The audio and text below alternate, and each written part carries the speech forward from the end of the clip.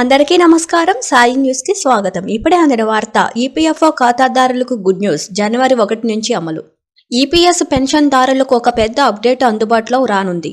కేంద్ర కార్మిక ఉపాధి మంత్రిత్వ శాఖ ఉద్యోగుల పెన్షన్ స్కీమ్ 1995 కోసం కేంద్రీకృత పెన్షన్ చెల్లింపు వ్యవస్థకు ఆమోదం తెలిపింది.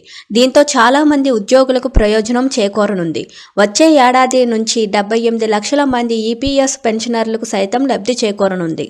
సెంట్రలైజ్డ్ పెన్షన్ పేమెంట్ సిస్టమ్ ఆమోదం అనేది చరిత్రలోనే ఒక ముఖ్యమైన మైలురాయి అని చెప్పవచ్చు. ఈ టెక్నాలజీ ద్వారా పెన్షనర్లు ఎదుర్కొంటున్న అనేక లాంగ్ పెండింగ్ సవాళ్లను పరిష్కరిస్తుంది. ఒక సమర్థవంతమైన పంపిణీ యంత్రాంగాన్ని నిర్ధారిస్తుందని కేంద్ర మంత్రి మన్సుఖ్ మాండవీయ అన్నారు. తాజా నిర్ణయం ప్రకారం జనవరి 1, 2025 నుండి భారతదేశంలో ఎక్కడైనా పెన్షనర్లు ఏదైనా బ్యాంక్, ఏదైనా బ్రాంచ్ ద్వారా డబ్బును స్వీకరించగలరు. సిపిపిఎస్ ద్వారా పెన్షన్ చెల్లింపు ఆర్డర్ల బదిలీ అవసరం లేకుండా భారతదేశం అంతటా పెన్షన్ పంపిణీ చేసేందుకు ఈ టెక్నాలజీ వీలు కల్పిస్తుంది.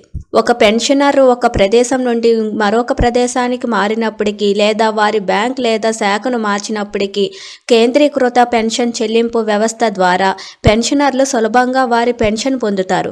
పదవీ విరమణ తర్వాత వారి స్వగ్రామానికి వెళ్లే పెన్షనర్లకు ఇది గొప్ప ఉపశమనం కలిగిస్తుందని మంత్రిత్వ శాఖ పేర్కొంది. ప్రస్తుతం వికేంద్రీకృత పెన్షన్ పంపిణీ వ్యవస్థ ఉంది.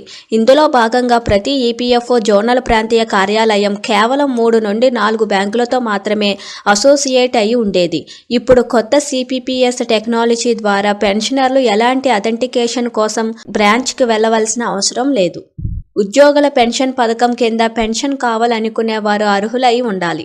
ఈపీఎఫ్ఓలో సభ్యుడిగా ఉండి 10 సంవత్సరాల పాటు సర్వీసు పూర్తి చేసి ఉండి 58 సంవత్సరాలు నిండి ఉండాలి. Thank you for watching this video.